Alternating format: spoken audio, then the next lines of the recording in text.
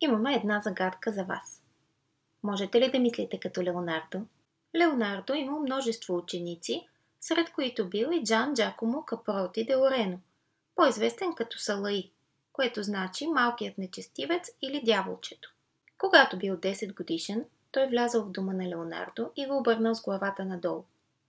Но това не намалило привързаността на Леонардо към младия му чирак и може би точно палячовските щуротии на малкия пакостник са вдъхновили великия художник за някой от неговите творби.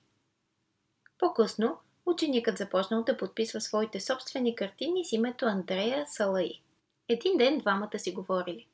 Салаи беше ли на литургия тази сутрин? Да, майсторе, говореха ни за добродетелта щедрост.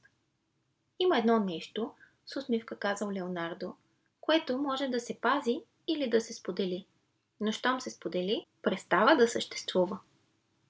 А сега вашата задача е да се досетите, кое е това нещо, и да го запишете на страница 5 от вашите книжки.